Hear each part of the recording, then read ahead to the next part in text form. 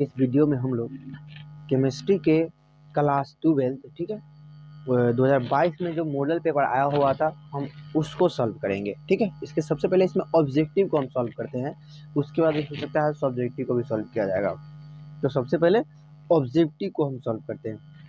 तो ऑब्जेक्टिव इसमें भी जो क्वेश्चन आया हुआ था ये दुगुना क्वेश्चन आया होता है। ठीक है, दुगुना क्वेश्चन आया हुआ था, मतलब ऑब्जेक्टिव था 70, जिसमें से आपको क्या बनाना था, 35 बनाना था। 70 में से 35 ऑब्जेक्टिव को बनाना था। तो चलिए हम इस वीडियो को स्टार्ट करते हैं और ऑब्जेक्टिव जो है सॉल्यूशन देखते हैं। अब क्वेश्चन एक से चलते चालू करते हैं। देखिए एक क्वेश्चन आपका एक है कि निम्नलिखित में अक्रिस्टलीय ठोस कौन है। तो अक्रिस्टलीय ठोस, तो इसमें बोला गया निम्नलिखित में कौन अक्रिस्टलीय ठोस। ग्रेफाइट अक्रिस्टलीय ठोस होता है, नहीं, ग्रेफाइट क्रिस्टलीय ठोस होता है। PO4O10 ईवी क्रिस्टल है, P4 ईवी क्रिस्टल है। जो अक्रिस्टलीय जो ठोस है वो कौन है, प्लास्टिक। ठीक है, कौन है, प्लास्टिक अक्रिस्टलीय ठोस होता है। फिर से रबर अक्रिस्टलीय ठोस होता है। चलिए अगला क्वेश्चन, पिंड केंद्रित घनाकार इकाई सेल में परमाणुओं की संख्या होती है। पिंड केंद्रित में BCC, ठीक है, body centred cubic unit cell. BCC में कहाँ कहाँ परमाणु होता है, तो देखिएगा क्या पिंड केंद्रित एक कोशिका में जो परमाणु होता है वो कोनों पे होते हैं, 8 कोनों पे, और एक के केंद्र में। तो ठीक है, तो 8 कोनों पे होती है तो उसका 1/8 प्लस एक किसमें, उसके केंद्र में था 1, तो 8 से 8 कट गया, 1 + 1 = 2, मतलब 1 + 1 = कितना हो जाएगा, 2। तो इसमें जो BCC है उसमें परमाणु संख्या कितनी होती है, 2। अगला क्वेश्चन, घनाकार क्रिस्टल में ब्रेविस जालकों की संख्या होती है। यहाँ पे दिमाग रखना है, दिमाग लगाना है क्या कि यहाँ पे घनाकार है, ठीक है, घनाकार है और सीधा ब्रेविस जालक की संख्या पूछता है, सब 14 लगाते हैं। ठीक है, लेकिन यहाँ पे 14 आंसर होगा नहीं, यहाँ घनाकार क्रिस्टल है। क्वेश्चन यदि आ जाए ब्रेविस जालकों की संख्या है तो यहाँ पे आप लगाइएगा आंसर 14। ठीक है, ये यहाँ पे पूछा है घनाकार क्रिस्टल में ब्रेविस जालकों की संख्या है। तो घनाकार जो क्रिस्टल होता है उसमें ब्रेविस जालक होते हैं 3। कितने होते हैं, 3। तो इसका आंसर 3। अब कौन कौन होता है तो ये देख लीजिए, सरल घनीय क्रिस्टल, ठीक है, अगला काय केंद्रीय क्रिस्टल, फलक केंद्रीय क्रिस्टल, मतलब ACC, BCC और FCC, यही 3 होती है घनीय में। नहीं तो बाकी जब फलकीय सब मिला के ब्रेविस जालक होती है वो कितना होती है, 14 होती है, लेकिन घनीय में कितने होती है, 3। इसका आंसर कौन हो जाएगा, ऑप्शन बी, ऑप्शन बी। अगला क्वेश्चन देख लीजिए, निम्नलिखित में किस दोष के कारण क्रिस्टल का घनत्व में कमी होती है। तो शॉर्ट हो जाता है, मतलब घट जाता है। तो ऑप्शन बी, शॉर्ट की में क्रिस्टल का घनत्व घट जाता है या कम जाता है। अगला क्वेश्चन, मोलरता को व्यक्त किया जाता है। तो मोलरता को जो व्यक्त किया जाता है मोल प्रति लीटर, क्या हो जाएगा, ऑप्शन ए नंबर। यहीं पे मोललता आ जाता है तो मोल प्रति किलोग्राम। ठीक है, मोलरता को किससे व्यक्त किया जाता है, तो मोल प्रति लीटर। क्वेश्चन है, यदि विलायक के 1000 ग्राम में ग्लूकोज का 18 ग्राम उपस्थित है तो घोल को कहा जाता है। आपको असल में मोललता निकालने के लिए बोला है। तो मोललता बराबर M बराबर फॉर्मूला होता है WA, मतलब विलय का दिया गया द्रव्यमान अपॉन में 1000, मतलब WA × 1000 अपॉन में MA × WB। ठीक है, यहाँ विलय का क्या है, दिया गया द्रव्यमान 1000 अपॉन में MA, मतलब विलय का आणविक द्रव्यमान गुणे WB का, मतलब WB में विलायक का दिया गया द्रव्यमान। ठीक है, इसमें हम पुट करेंगे वैल्यू को। देखिए W आपको दिया हुआ है, WA कितना दे दिया हुआ, 18 गुणे 1000 अपॉन में MA ग्लूकोज का आणविक द्रव्यमान कितना होता है, तो 180 होता है। तो 180 गुणे WB कितना है, WB कितना है, तो WB क्या होता है, तो विलायक का दिया गया द्रव्यमान होता है। कितना दिया हुआ है, 1000 दिया हुआ है। 1000 से 1000 कट गया और 18 दाएं के 180 कितना आया 1/10 आया। 1/10 को आप लिख सकते हैं 0.1 मोल लता। ठीक है, तो इसका आंसर कौन हो जाएगा 0.01, तो 0.01 ऑप्शन बी नंबर। अगला क्वेश्चन, किसी तनु घोल का अनुशंका गुणधर्म निर्भर करता है, तो ऑप्शन इसका हो जाएगा जो तनु घोल का अनुसंख्यक गुणधर्म है ना वो विलायक की प्रकृति पर निर्भर करता है, option B number, option B. Next question, किसी विलयन के प्रासंगिक दाब को किस संबंध से व्यक्त किया जा सकता है, तो पाई इक्वल टू होता है CRT, ये फॉर्मूला है तो इसको लिख सकते हैं, या यही सी में से इसको कन्वर्ट किया हुआ है, तो पाई अपॉन में C लिखिए और इक्वल टू RT कर दीजिए, तो ऑप्शन कौन हो जाएगा ऑप्शन बी नंबर। देखिए पाई अपॉन में CRT, option B. Next question है, विद्युत धारा की वह मात्रा जो CuSO4 के घोल में से 1 मोल कॉपर को मुक्त करती है, वो विद्युत धारा की वह मात्रा निकालना है। तो समझिए क्वेश्चन क्या है, CuSO4 इसको जैसे हम डिजोल्व करेंगे पानी में, घुलाएंगे इसको, तो ये टूट जाएगा Cu2 प्लस SO4-2 में। चलिए हमको Cu2 प्लस को हमको किस में कॉपर में बदलना है, ठीक है, तो Cu2 प्लस में 2 इलेक्ट्रॉन को इसको देना पड़ेगा, 2 इलेक्ट्रॉन को हम इसको दिए तो किस में बन गया कॉपर, ठीक है, कॉपर मुक्त हो जाएगा। तो इसको आयन है, आयन को 2 इलेक्ट्रॉन देंगे क्योंकि प्लस है, किसी को इसमें 2 इलेक्ट्रॉन की जरूरत है इसको, मतलब तब कॉपर जाके बनेगा, तो इसको कितना 2 इलेक्ट्रॉन दी है तो कॉपर मुक्त हुआ। अब देखिए 1 इलेक्ट्रॉन देंगे, 1 इलेक्ट्रॉन यदि हम इसको देते तो कितना होता है 1 फैराडे के इक्वल होता है, लेकिन कितना इलेक्ट्रॉन दिए हुए हैं 1 मोल इलेक्ट्रॉन देते तो 1 फैराडे होता, 2 मोल इलेक्ट्रॉन दिया हुआ है, 2 मोल से 1 कॉपर जनरेट हो रहा है, ठीक है, तो इसमें कितना बोलेंगे 2 फैराडे, जैसे कितना हो जाएगा ऑप्शन बी 2 फैराडे। अगला क्वेश्चन, फैराडे के विद्युत विच्छेदन के प्रथम नियम को व्यक्त करने के लिए निम्नलिखित में कौन सही समीकरण है, तो सहीकरण M equal to ZCT, option B number. अगला क्वेश्चन, किसी भी विलयन की सांद्रता घटने के साथ निम्नलिखित में क्या परिवर्तन होता है, किसी भी विलयन की सांद्रता घटने के साथ निम्नलिखित में क्या परिवर्तन होता है, तो मोलर चालकता बढ़ती है, मोलर चालकता घटती है, मोलर चालकता में परिवर्तन नहीं होता है और मोलर चालकता बहुत अधिक घट जाती है। तो इसका जो आंसर होगा ऑप्शन ए नंबर होगा, मोलर चालकता बढ़ जाती है, ठीक है, मोलर चालकता बढ़ जाती है। अगला क्वेश्चन, निम्नलिखित में कौन प्राथमिक सेल नहीं है, तो प्राथमिक सेल कौन नहीं है, प्राथमिक सेल तो लेड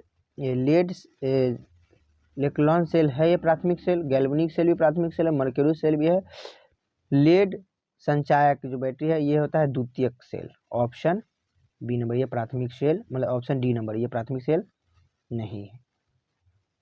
अगला क्वेश्चन, निम्नलिखित में कौन कारक अभिक्रिया दर को प्रभावित करता है, निम्नलिखित में कौन कारक अभिक्रिया दर को प्रभावित करता है, तो अभिक्रिया की दर को ताप भी प्रभावित करता है, दाब भी प्रभावित करता है और सांद्रता भी प्रभावित करता है, ऑप्शन डी नंबर इसका होगा, ऑप्शन डी। अगला क्वेश्चन, शून्य कोटि अभिक्रिया के लिए वेग स्थिरांक की इकाई होती है, शून्य कोटि अभिक्रिया के जो वेग स्थिरांक की इकाई होगी वो mole litre inverse second inverse होगा, ऑप्शन ए नंबर।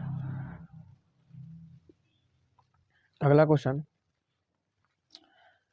यदि कोई प्रथम कोटि की अभिक्रिया 32 मिनट में 75% पूरी हो जाती है तो इसे 50% पूरा होने में समय लगेगा, मतलब कितना समय लगेगा, तो देखिए ये अभिक्रिया है 32 मिनट में 75% पूरी हो जाती है, तो इसमें 50% पूरा होने में कितना समय लगेगा, तो ये 16 मिनट लगेगा। इसको सही से सॉल्व करना है तो इस वीडियो के डिस्क्रिप्शन में इस क्वेश्चन को सॉल्व करके लिंक दे दिया है, मतलब ठीक है, इस क्वेश्चन को सॉल्व कराया गया है, तो उस लिंक पे आप टाइप कीजिएगा, इस क्वेश्चन को आप सॉल्व कर लीजिएगा। चलिए तो ये क्वेश्चन न्यूमेरिकल है, थोड़ा बड़ा बनेगा, ठीक है।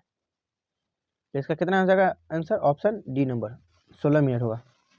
चलिए अगला क्वेश्चन, यदि किसी अभिक्रिया का वेग निम्नलिखित प्रकार से व्यक्त होता है, 1⁻2 डी है तो इस अभिक्रिया की कोटि होगी।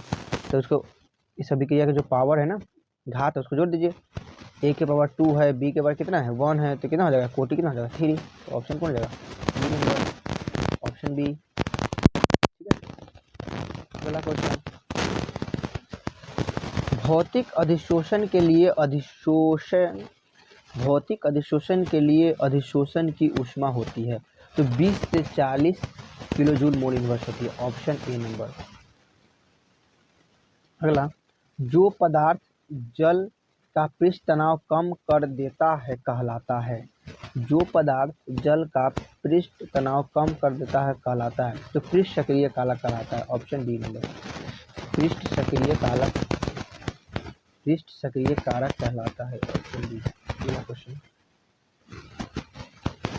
निम्नलिखित में कौन जल में कोलाइडी विलयन का निर्माण करता है?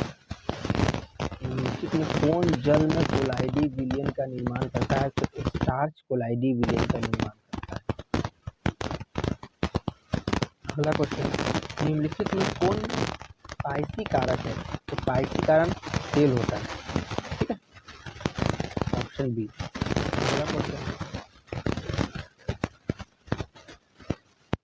कैलामाइन निम्नलिखित में किस धातु का अयस्क होता है? कैलामाइन बोलिए, कैलामाइन। ठीक है, ये जो अयस्क होता है तो कैलामाइन जो अयस्क है वो जिंक का है। ठीक है, कैलामाइन जिंक का होता है, जिंक का। अगला क्वेश्चन, मोड प्रक्रम द्वारा निम्नलिखित में किस धातु का शुद्धिकरण किया जाता है? तो मोड प्रक्रिया होती है उसमें किसका शुद्धिकरण किया जाता है? तो मोड प्रक्रम में जो शुद्धिकरण करते हैं वो निकल को करते हैं। Option A number. अगला क्वेश्चन, थर्माइट विधि में निम्नलिखित में कौन अवकारक है? एक थर्माइट प्रोसेस होता है, उसमें अवकारक के रूप में हम किसका इस्तेमाल करते हैं? तो अवकारक के रूप में हम एल्युमिनियम का इस्तेमाल करते हैं। ठीक है, अवकारक है, इसमें अवकारक है कौन है? एल्युमिनियम। अगला क्वेश्चन, लोहा धातु के निष्कर्षण के द्रव्यमान निम्नलिखित में कौन धातुमल निम्नलिखित में कौन धातुमल के रूप में प्राप्त होता है? जब लोहा धातु को हम निष्कर्षण करते हैं तो उसमें जो धातुमल होता है वो CaSiO3 धातुमल निकलता है। इसका जो आंसर होगा ऑप्शन सी नंबर हो जाएगा। अगला क्वेश्चन, सबसे कम क्वथनांक वाली गैस है। सबसे कम क्वथनांक वाली गैस कौन? हीलियम। कौन सा हो जाएगा? हीलियम। नेक्स्ट क्वेश्चन, निम्नलिखित में कौन हाइड्रोजन बंध नहीं बनाता? तो हाइड्रोजन बंध बनाता है वही, याद कर लीजिए, कौन कौन बनाएगा? ऑक्सीजन बनाएगा, फ्लोरीन बनाएगा और नाइट्रोजन बनाएगा। यही तीनों हाइड्रोजन बंध बनाएगा, बाकी नहीं बनाएगा। ऑक्सीजन, फ्लोरीन और नाइट्रोजन। तो ऑप्शन कौन हो जाएगा इसका सही? HCl। अगला क्वेश्चन, ऑक्सीजन और ओजोन है, ऑक्सीजन जो ओजोन है वो अपरूप होता है। ठीक है, नेक्स्ट क्वेश्चन, निम्नलिखित में कौन द्विभाषमिक अम्ल है? तो जिसमें OH2 होगा वही द्विभाषमिक अम्ल होगा। ठीक है, तो H3PO3 संरचना देखिए, P11 पर O होगा, यहाँ से OH होगा, यहाँ से OH होगा और एक H होगा। ठीक है, तो इसमें कितने हैं? 2 OH है, तो क्या होगा? द्विभाषमिक हो जाएगा। Option A number. अगला क्वेश्चन, संक्रमण तत्वों का स्थान आवर्त सारणी में अंतर्गत किसमें आता है? तो संक्रमण तत्व डी ब्लॉक को कहते हैं। Option C. और अति संक्रमण या अंतर संक्रमण एफ ब्लॉक को कहा जाता है। ठीक है, अंतर संक्रमण कहा जाता है। अगला क्वेश्चन, निम्नलिखित में कौन संक्रमण तत्व का युग्म नहीं है? तो जो किसमें संक्रमण तत्व नहीं है, मतलब कौन डी ब्लॉक में, निम्नलिखित में कौन संक्रमण तत्व का युग्म है? युग्म नहीं है, इसमें युग्म है। ठीक है, युग्म है, तो इसका जो कौन हो जाएगा ऑप्शन? जो संक्रमण तत्व में आता है, जो डी ब्लॉक में आता है, तो ऑप्शन डी नंबर। यही आता है कॉपर और Fe संक्रमण तत्व में आता है। अगला क्रोमियम का इलेक्ट्रॉनिक विन्यास है। क्रोमियम इसका परमाणु संख्या 24 होता है। इसका बाह्यतम में इलेक्ट्रॉनिक विन्यास क्या होता है? तो देखिए Sktb क्या हो जाएगा 4s2 Sktb क्रोम, ठीक है। तो 4s2 यहाँ पे तो आर्गन होगा ही होगा 4s2 3d कितना हो जाएगा? तो 3d क्या होगा Sktb क्रोम, तो 3d4 हो जाएगा। तो 4s2 3d4, लेकिन ये एक्सेप्शंस में आता है, s का एक इलेक्ट्रॉन चला जाता है तो 4s1 और 3d5 हो जाता है, ठीक है। तो कौन हो जाएगा 4s1 3d5? देखिए आर्गन 4s1 ऑप्शन बी हो जाएगा इसका। अगला क्वेश्चन, निम्नलिखित में किन तत्वों में 4f कक्षकों में इलेक्ट्रॉन क्रमबद्ध रूप से भरता है? तो 4f किसको बोलते हैं? लेंथेनाइट, लेंथेनाइट आंसर होगा। एक्टेनाइट 5f को बोलते हैं। अगला क्वेश्चन, FeCN6 के पावर -3 में Fe की ऑक्सीकरण अवस्था होती है। देखिए Fe की ऑक्सीकरण अवस्था होती है तो x मान लीजिए प्लस क्या हो जाएगा, इसकी 6 CN है, एक CN का होता है -1 इक्वल टू -3, ठीक है, इक्वल टू -3।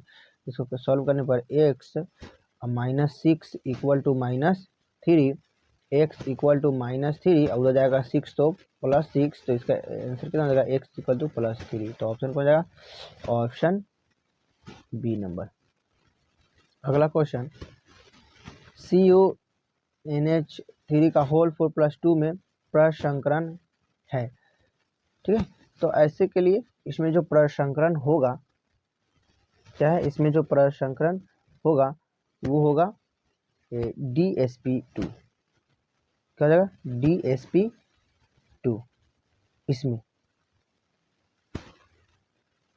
क्या है 34 में CuNH3 का होल 4+2 में प्रसंकरण होता है, तो इसमें आपका जो आंसर हो जाएगा DsP2, ऑप्शन सी नंबर। अगला क्वेश्चन,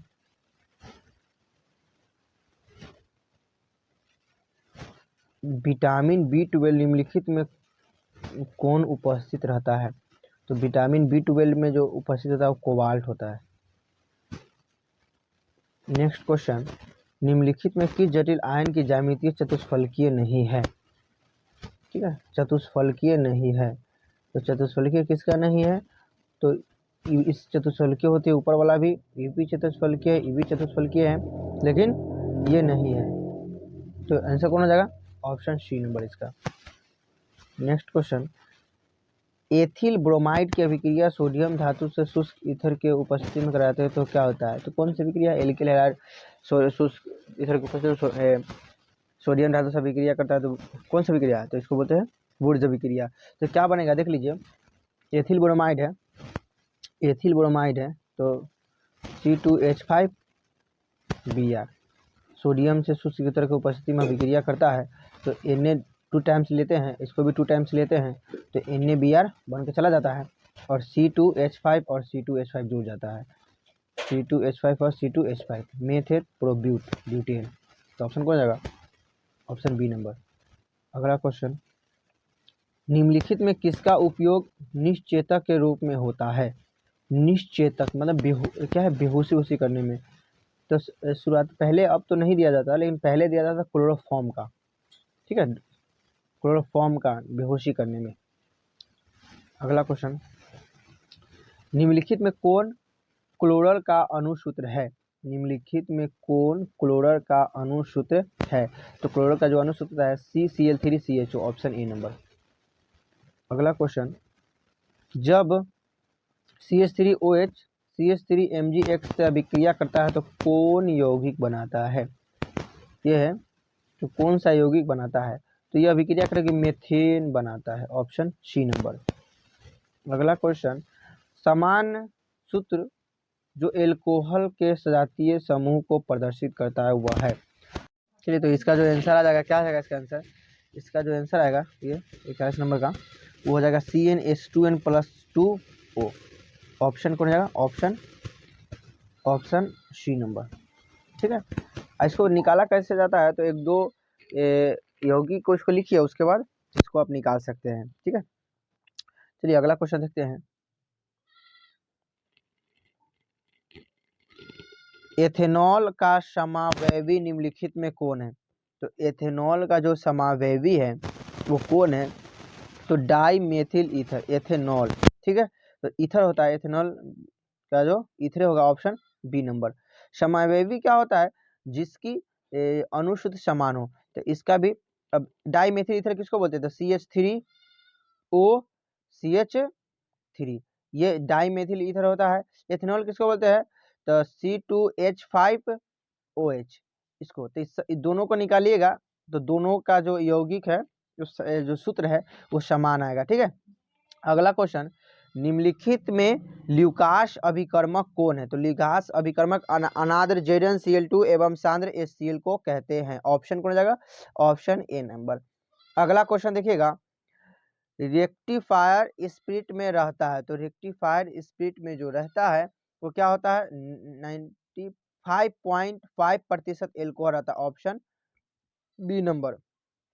अगला क्वेश्चन, एल्डिहाइड एवं कीटोन दोनों का समान सूत्र है, तो एल्डिहाइड एवं कीटोन दोनों का जो समान सूत्र है वो CnH2nO होता है, ऑप्शन बी नंबर। अगला क्वेश्चन, आइसोप्रोपिल एल्कोहल के ऑक्सीकरण से निम्नलिखित में कौन प्राप्त होता है? आइसोप्रोपिल एल्कोहल के ऑक्सीकरण से निम्नलिखित में कौन प्राप्त होता है? तो इसमें एसीटोन प्राप्त होता है। ठीक है, एसीटोन प्राप्त होता है। चलिए अगला क्वेश्चन देखिए, कैल्शियम एसीटेट और कैल्शियम फॉर्मेट के मिश्रण को गर्म करने पर निम्नलिखित में क्या बनता है? तो कैल्शियम एसीटेट और कैल्शियम फॉर्मेट को हम जब गर्म करते हैं तो उसमें जो बनता है एथेनॉल बनता है। ऑप्शन कौन हो जाएगा? Option B number, ethanol. अगला क्वेश्चन है जाएगा, C6H5 MgBr का निम्न के साथ क्रियाशील का सही क्रम है, सबसे ज्यादा कौन क्रियाशील होगा? तो सबसे ज्यादा जो होगा 3 होगा, उसका 2 होगा, उसके बाद 1 होगा। ऑप्शन क्या हो जाएगा? Option B number. अगला क्वेश्चन, निम्नलिखित में किस यौगिक में कार्बोऑक्सिलिक समूह उपस्थित नहीं है? तो कार्बोऑक्सिलिक समूह मेथनोइक अम्ल में होता है, एथनोइक अम्ल में होता है, बेंजोइक अम्ल में होता है, लेकिन पिक्रिक अम्ल में नहीं होता है। तो ऑप्शन कौन हो जाएगा? ऑप्शन सी नंबर हो जाएगा। अगला क्वेश्चन, मोनोकार्बोऑक्सिलिक अम्ल निम्नलिखित में किसका क्रियाशील समावयवी है?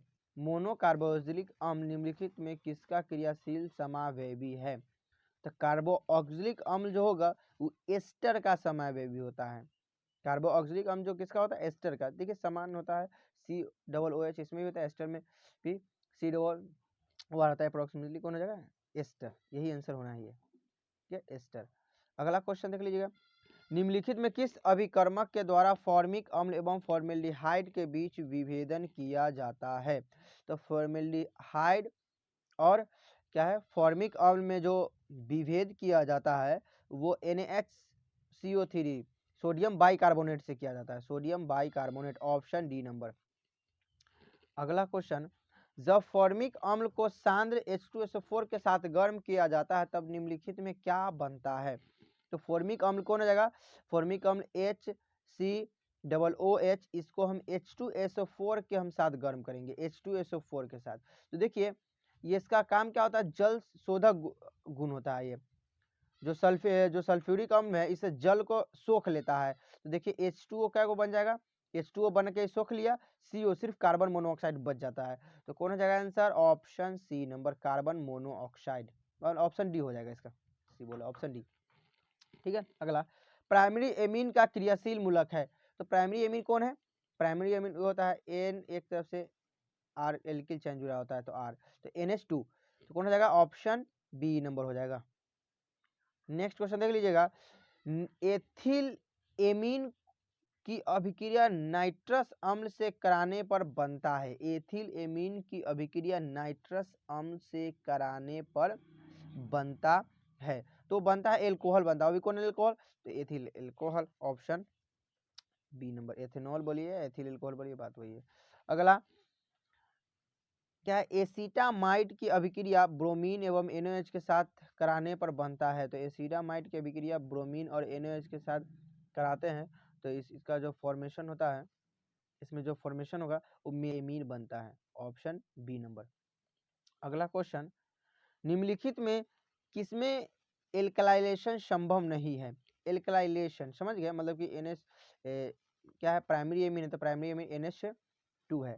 तो जैसे कि इसका अभिक्रिया हम किससे कराए, RX से कराए, तो RX से कराए तो यहाँ से क्या हो जाएगा, ये फिर से जो X है यहाँ से हाइड्रोजन को लेकर चला जाएगा, R फिर से चंद जुड़ जाएगा, ठीक है। तो ये 2 बार होगी, प्राइमरी और सेकेंडरी में हो सकती है, टर्सरी में नहीं होती है। तो प्राइमरी एवं सेकेंडरी दोनों, तो ऑप्शन कौन हो जाएगा, ऑप्शन बी, डी नंबर हो जाएगा, ऑप्शन डी। नेक्स्ट क्वेश्चन, निम्नलिखित में कौन सर्वाधिक मीठा शर्करा है। तो सर्वाधिक मीठा शर्करा होता है फ्रक्टोज होता है, फ्रक्टोज, ठीक है। अगला, निम्नलिखित में कौन एस्टेरॉयड से संबंधित है। एस्टेरॉयड, एस्टेरॉयड से जो संबंधित होता है, ऑप्शन डी, विटामिन डी होता है एस्टेरॉयड से संबंधित, ठीक है। अगला क्वेश्चन देख लीजिए,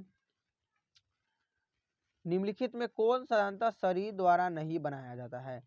एंजाइम शरीर में बनता है, प्रोटीन भी आवश्यक जो प्रोटीन और क्या है अनावश्यक जो भी प्रोटीन भी बनता है, हार्मोन भी शरीर में बनता है, लेकिन जो विटामिन है वो विटामिन शरीर में नहीं बनता है, इसको हम लोग बाहर से ग्रहण करते हैं, फल फ्रूट से, ठीक है।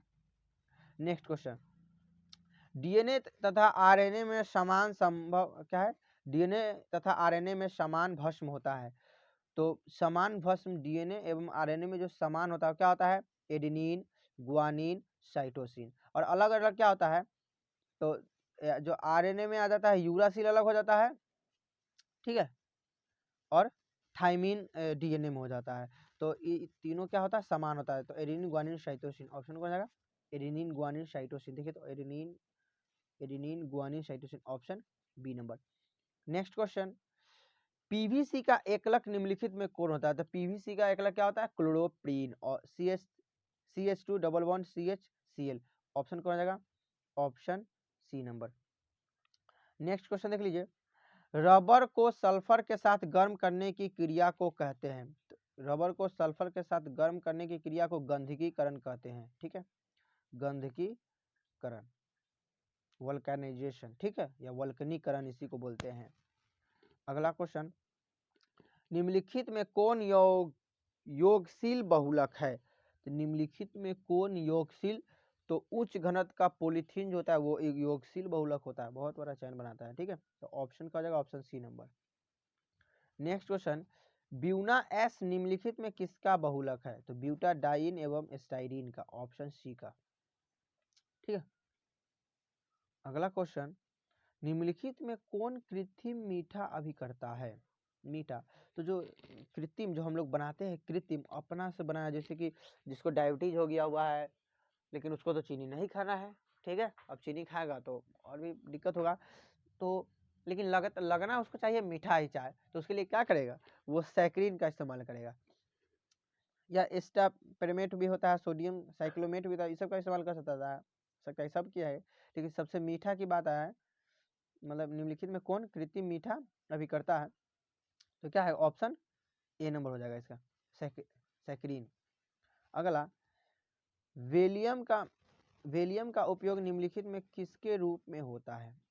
वेलियम का जो उपयोग होता है वो निम्नलिखित में किसके रूप में होता है, तो उपशामक के रूप में होता है, उपशामक, ठीक है, उपशामक के रूप में वेलियम का मतलब क्या होता है कि ये उपशामक होता है। अगला क्वेश्चन, रासायनिक रूप में एस्पिरिन निम्नलिखित में क्या है।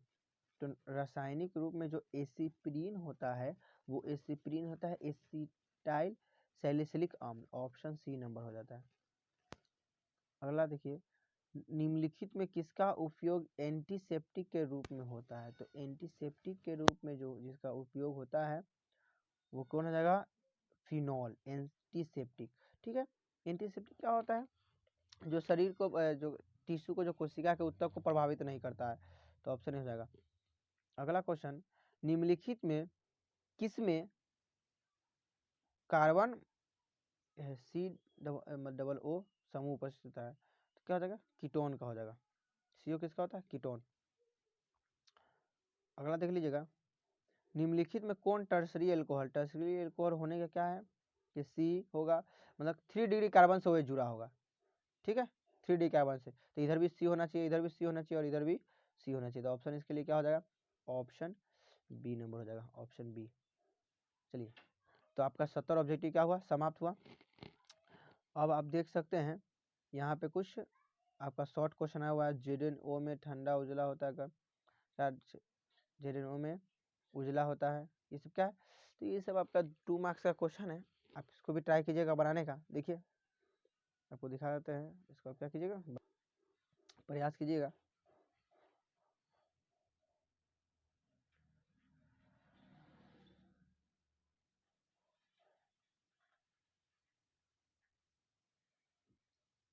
अब ये 5 मार्क्स का है ये क्वेश्चन, इसको भी बनाने का आप लोग प्रयास कीजिएगा, बहुत आसान है, ठीक है। चलिए, तो इस वीडियो में आपका ऑब्जेक्टिव हम लोग समाप्त किए, तो रहने देते इस वीडियो को यहीं तक ख़त्म करते हैं। उसका हो सकता है आगे फिर से इसे सब्जेक्टिव को भी बनाया जाए। चलिए, अब और भी कुछ और भी सालों का देखना होगा, यही मॉडल पेपर, तो डिस्क्रिप्शन में उस प्लेलिस्ट का लिंक दे दिया ही जाएगा, उस पूरे को आप देख सकते हैं। तो चलिए, इस वीडियो में इतना ही रहने देते हैं, धन्यवाद।